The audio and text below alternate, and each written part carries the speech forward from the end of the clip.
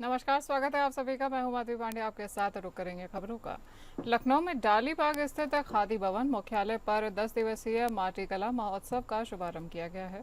MSME, khadi, हथकरघा और वस्त्र मंत्री राकेश सचान ने किया है इसका उद्घाटन, और माटी कला बोर्ड के महाप्रबंधक शिशिर सिंह भी कार्यक्रम में मौजूद रहे हैं।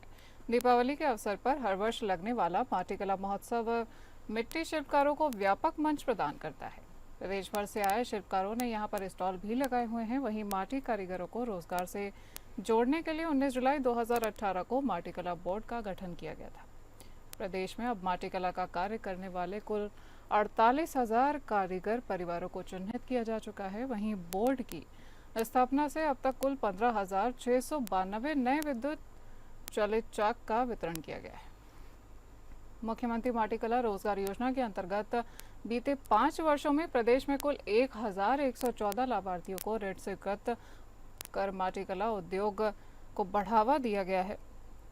वहीं इसी तरह प्रदेश के 6 जिलों में, जिनमें सोनभद्र, रामपुर, कन्नौज, अमेठी, वाराणसी और फिरोजाबाद शामिल हैं, उनको माटी कला कॉमन फैसिलिटी सेंटर की स्थापना से जोड़ा गया है और वहां पे सेंटर की स्थापना की गई है।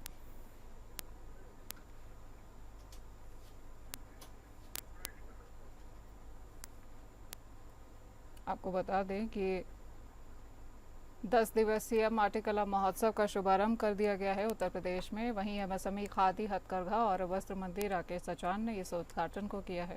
माटी कला बोर्ड के महाप्रबंधक शिशिर सिंह भी इस कार्यक्रम में उपस्थित थे। दीपावली के अवसर पर हर वर्ष लगने वाला ये माटी कला महोत्सव मिट्टी शिल्पकारों को व्यापक मंच प्रदान करता है और प्रदेश से आए शिल्पकारों ने यहाँ पर स्टॉल भी लगाए हुए हैं।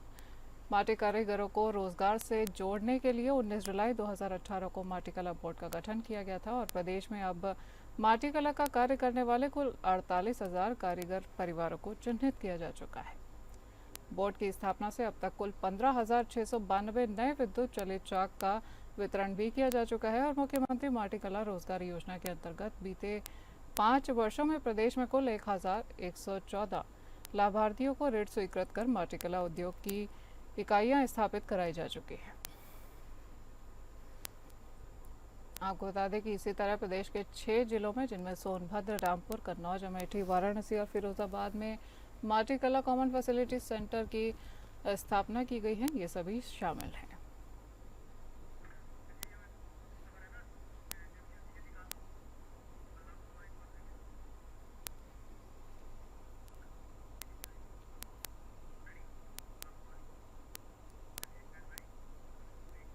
बलरामपुर में आयोजित यूपी इंटरनेशनल ट्रेड शो को स्वदेशी मेला का उद्घाटन करने पहुंचे सांसद जगदम्बिका पाल ने मीडिया से बातचीत करते हुए भारतीय जनता पार्टी और एनडीए गठबंधन मिलकर बिहार चुनाव लड़ रहे हैं और जनता इस बार भी विकास और सुशासन के नाम पर एनडीए पर भरोसा जताएगी, ऐसा कहा है। बिहार के नेता प्रतिपक्ष तेजस्वी यादव के उस वादे पर भी उन्होंने पलटवार किया है जिसमें हर घर को नौकरी देने की बात कही गई है। वहीं पाल ने कहा कि तेजस्वी का वादा मुंगेरी लाल के हसीन सपनों के जैसा है। जब लालू यादव की सरकार थी तब नौकरी के बदले जमीन देने जैसे घोटाले किए जाते थे, जनता सब याद रखती है। एसआईआर को लेकर भी विपक्ष के आरोपों पर उन्होंने कहा है कि चुनाव आयोग ने साफ कर दिया है कि जिन 68 लाख नामों को हटाया गया है उनमें मृत, स्थानांतरित या विदेशी नागरिक शामिल थे। भारत के चुनाव में भारत के मतदाता ही वोट देंगे।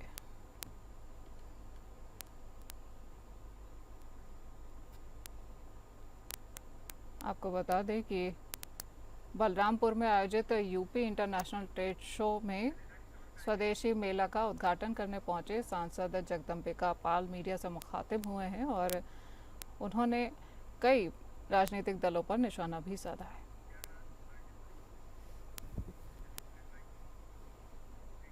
प्रयागराज में मेडिकल कॉलेज, प्रयागराज के एलुमनाई वेलफेयर एसोसिएशन और सर्जरी विभाग के संयुक्त तत्वाधान में एलुमनाई सीएमई एवं प्रेस्टिजियस ओरेशंस 2025 का भव्य आयोजन किया जाएगा।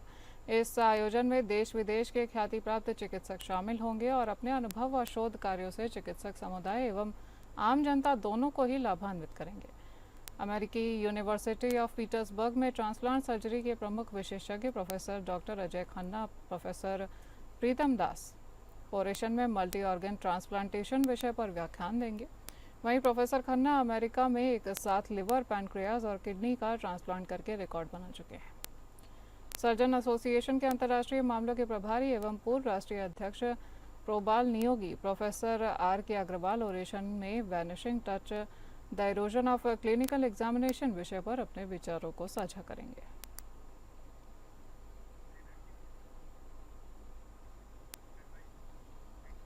रामपुर का कैद खाना हो या जेल, ये वो एक ऐसी जगह होती है जहां पर कानून तोड़ने वाले लोगों को रखा जाता है। कानून का उल्लंघन करने वालों में अब चाहे महिला हो या पुरुष, सभी को जेल की चार दीवारी में मौजूद बैरकों में बंद किया जाता है। महिला बंदियों व कैदियों के साथ दिक्कत इस बात की होती है कि उन्हें अपने छोटे बच्चों को भी अपने साथ रखना होता है। अब ऐसी स्थिति में बच्चे शिक्षा हासिल नहीं कर पाते हैं, मगर अब रामपुर जेल अधीक्षक राजेश यादव और एसपी विद्यासागर मिश्रा ने इसे मुमकिन बना दिया है। महिला कैदियों व बंदियों के बच्चे अब जेल से बाहर जाकर स्कूल में भी पढ़ सकते हैं और लिख भी रहे हैं। वहीं रामपुर की जिला जेल में कई महिला कैदी व बंदी पुरुषों की तरह ही कानून तोड़ने की सजा भुगत रही हैं। जेल परिसर में महिलाओं को रखने के लिए एक अलग बैरक भी बनाई गई है, जहां पर उनका महिला जेल कर्मियों की देखरेख में पूरी तरह से ख्याल रखा जाता है। मगर उनके सामने दिक्कत इस बात की होती है कि कुछ महिलाओं के छोटे बच्चे भी उनके साथ ही रहते हैं। इन बच्चों को स्वस्थ बनाए रखने का इंतजाम भी जेल प्रशासन के द्वारा किया जाता है, मगर उनकी औपचारिक स्कूली शिक्षा नियम कानून के तहत नहीं हो पाती थी, जबकि केंद्र सरकार के द्वारा वर्ष 2010 में अनिवार्य शिक्षा का अधिकार कानून बनाया गया है, जिसके मद्देनजर बच्चों को स्कूली शिक्षा हासिल होने लगी है। और इसी कानून को लेकर सुप्रीम कोर्ट सख्त हो गया है और इसके बाद जेल में बंद महिला बंदियों और कैदियों के बच्चों को भी पढ़ाने के लिए रास्ता साफ हो गया है।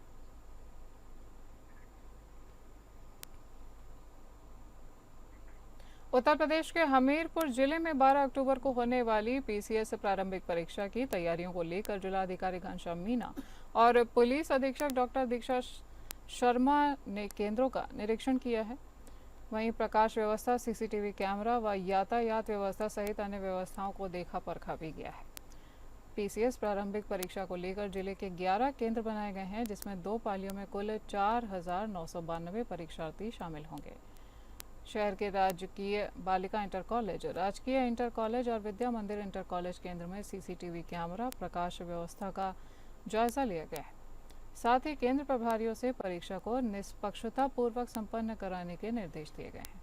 जिले में 2 पालियों में परीक्षाएं भी संपन्न की जाएंगी।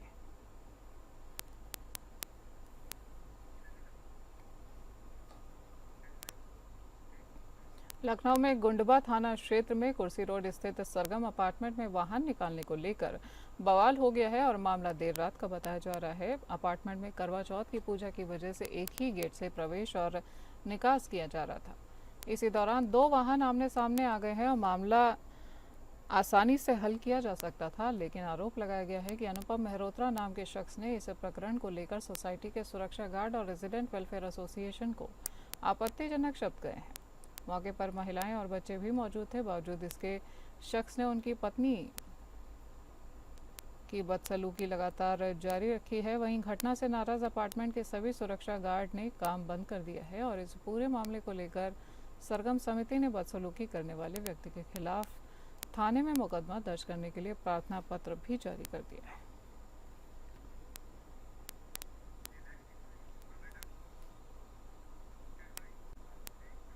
मथुरा तहसील गोवर्धन स्थित लोक निर्माण विभाग के निरीक्षण भवन सभागार में आगामी अनहोई अष्टमी स्नान मेला राधा कुंड की तैयारियों को लेकर जिला अधिकारी चंद्र प्रकाश सिंह एवं वरिष्ठ पुलिस अधीक्षक श्लोक कुमार ने अधिकारियों के साथ समीक्षा बैठक की। बैठक में जिलाधिकारी ने कहा कि 13 अक्टूबर को आयोजित होने वाले अहोई अष्टमी स्नान मेले के दौरान किसी प्रकार की अव्यवस्था न हो, इसके लिए सभी विभाग अपनी जिम्मेदारी गंभीरता से निभाएंगे। उन्होंने परिक्रमा मार्ग, कुंड तट, पार्किंग स्थल, पेयजल, विद्युत आपूर्ति, गोताखोर, यातायात एवं स्वच्छता जैसी सभी व्यवस्थाओं को सुदृढ़ करने के निर्देश दिए। जिलाधिकारी ने मथुरा वृंदावन विकास प्राधिकरण यानी एमवीडीए को राधा कुंड क्षेत्र में चल रहे सभी अधूरे कार्यों को निर्धारित समय सीमा में पूरा करने के निर्देश दिए हैं। उन्होंने कहा है कि मेले में आने वाले श्रद्धालुओं को किसी प्रकार की असुविधा नहीं होनी चाहिए। इस दौरान एसपी देहात सुरेश चंद्र रावत ने बताया है कि कुंड के चारों ओर सुरक्षा की दृष्टि से बैरिकेडिंग, लोहे की जाली, सीसीटीवी कैमरे और अतिरिक्त लाइटिंग की व्यवस्था की जा रही है। कुंड पर प्रवेश और निकास द्वार अलग अलग बनाए गए हैं ताकि भीड़ नियंत्रण प्रभावी रहे। उन्होंने बताया कि 13 अक्टूबर की रात से 14 अक्टूबर की भोर 3 बजे तक स्नान के लिए दंपतियों को प्राथमिकता दी जाएगी। यहाँ गोवर्धन में राधा कुंड पर अहोई अष्टमी का ऐतिहासिक मेला होता है, जिसमें लाखों की संख्या में श्रद्धालु देश के विभिन्न कोनों से आते हैं। लोगों के आने जाने के लिए साइनेजेस, एकल मार्ग इत्यादि की व्यवस्था, पार्किंग की व्यवस्था, इन सभी चीज़ों पर आज चर्चा हुई है। काफ़ी तैयारियां पूर्ण हो चुकी हैं और कुछ जो शेष है उसके लिए आज ये बैठक की गई थी और जो आगामी दिन है उसमें इन तैयारियों को और सुदृढ़ करते हुए ये मेले का सफल आयोजन सुनिश्चित किया जाएगा। मैनपुरी के थाना अलाऊ क्षेत्र के इलीबास में खाद्य विभाग की टीम ने आगामी त्योहारों को देखते हुए मिठाइयों की दुकानों पर छापेमारी की है और सैंपल भी भरे हैं। खाद्य विभाग की टीम ने अमन मिष्ठान भंडार का सैंपल भरा है और अमन की दुकान पर एक फतेहाबाद जिला आगरा से टेम्पो लेकर खोया देने के लिए व्यक्ति आया था। मौके पर ही पुलिस और खाद्य विभाग की टीम ने उसे गिरफ्तार कर लिया है। खोया लगभग 375 किलो का था। खाद्य विभाग की टीम के प्रभारी ए के पाठक मुख्य सुरक्षा अधिकारी ने खोया और मिठाइयों के सैंपल को जांच के लिए भेज दिया है। वहीं पूछताछ में खोया लाने वाले ने अपना नाम विष्णु शर्मा निवासी फतेहाबाद जिला आगरी बताया है। विष्णु ने कहा कि आगामी त्योहारों में दुकानदार खोया मिठाई बनाने के लिए मंगवाते हैं और इस दौरान थाना अध्यक्ष अलाऊ अविनाश त्यागी, लखन सिंह, प्रदीप कुमार और अन्य यहां पर मौजूद थे। आपको बता दें कि अब दिवाली के आने के पहले मैनपुरी में थाना अलाऊ क्षेत्र की पुलिस खासा सक्रिय नजर आ रही है। अलाऊ क्षेत्र के इलाबास में खाद्य विभाग की टीम ने आगामी त्योहारों को देखते हुए मिठाइयों की दुकानों पर छापेमारी की है और सैंपल भी लिए हैं। खाद्य विभाग की यह विशेष कार्यवाही देखने को मिल रही है। टीम ने अमन मिष्ठान भंडार का सैंपल भरा है और अमन की दुकान पर एक फतेहाबाद जिले का आगरा का टेम्पो भी आ रहा था खोया देने के लिए और उसको भी गिरफ्तार कर लिया गया है। खोया लगभग 375 किलो का था। आपको बता दें कि पूछताछ में खोया लाने वाले ने फतेहाबाद जिला आगरा विष्णु ने बताया है कि दुकानदार खोया मिठाई बनाने के लिए मंगवाते हैं और इस दौरान थाना अध्यक्ष अलाउ अविनाशी त्यागी, लखन सिंह, प्रदीप कुमार, विजेंद्र, मनोज, इंद्रजीत सिंह आदि लोग भी मौजूद रहे हैं। मुरादाबाद के आरटीओ ऑफिस में उस वक्त अफरा तफरी का माहौल बन गया है जब एक दबंग व्यक्ति ने कार्यालय में घुसकर कर्मचारियों को तमंचा दिखाकर उनसे गाली गलौज की है। गाड़ी रिलीज कराने को लेकर दबंग व्यक्ति आरटीओ ऑफिस पहुंचा था, जहां उसने आरटीओ परावर्तन के बाबू के साथ अभद्रता और गाली गलौज की है। दबंग व्यक्ति पर आरटीओ ऑफिस में सरकारी काम में बाधा डालने और कई तरह के कागजात फाड़ने और महिला कर्मियों से भी अभद्रता के आरोप लगाए गए हैं। दबंग व्यक्ति पर परिवहन विभाग के कर्मचारियों का आरोप है कि वह इससे पहले भी परिवहन विभाग में आकर नाजायज काम कराने का दबाव बनाता है। परिवहन विभाग के ऑफिस आया और दबंगई के बल पर गाली गलौज की गई, जिसके बाद कर्मचारियों ने उसको पकड़कर पुलिस के हवाले कर दिया है। फिलहाल पुलिस ने आरोपी के खिलाफ मुकदमा दर्ज कर लिया है और इसे गिरफ्तार करके जेल भेजने की तैयारी की जा रही है।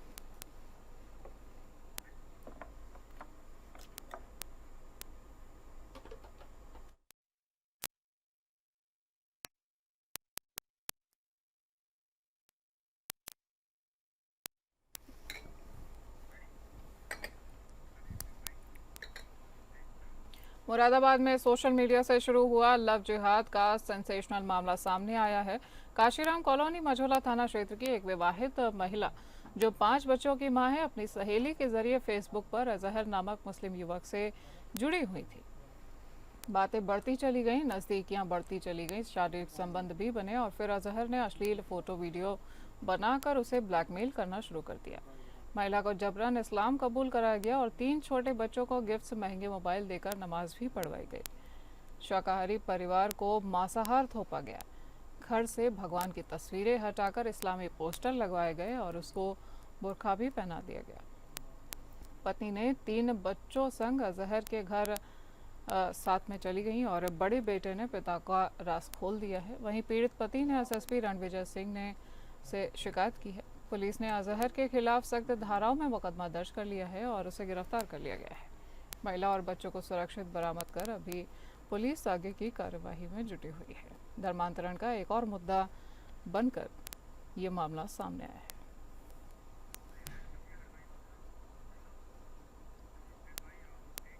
बात करेंगे हरदोई की, जहां पर एक बेटे ने मां की हत्या कर दी है।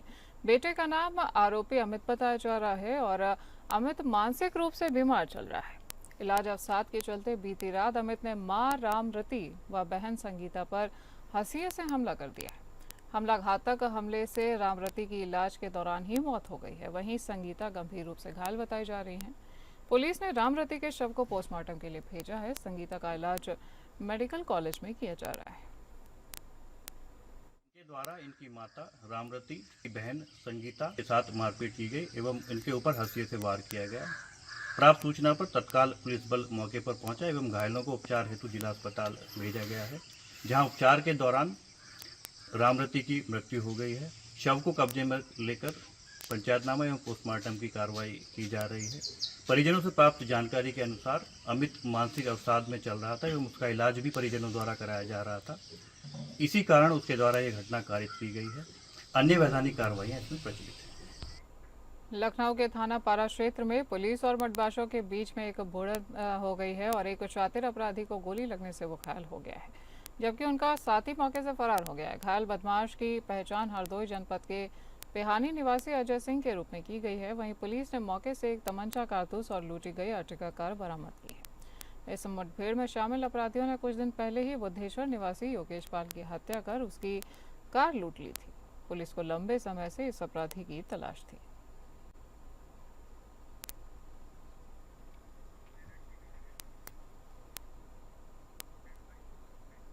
पीलीभीत में करवा चौथ के दिन पति से कहासुनी एवं गृह कलेश के चलते 35 वर्षीय विवाहिता की जहरीला पदार्थ का सेवन करने के चलते मौत हो गई है।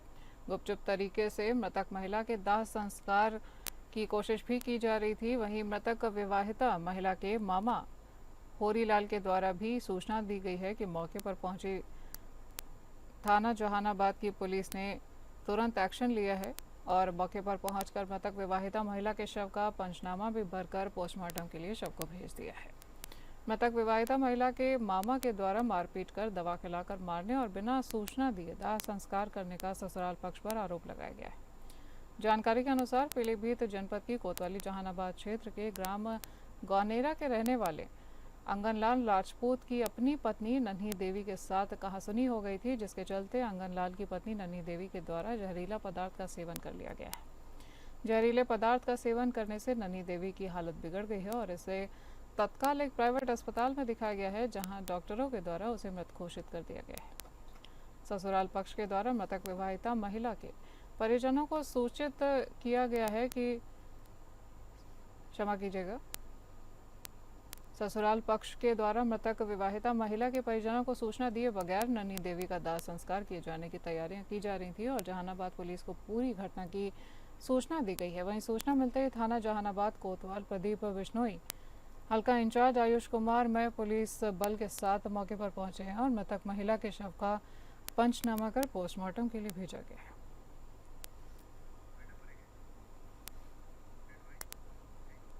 इस बुलेटिन में इतना ही। नमस्कार।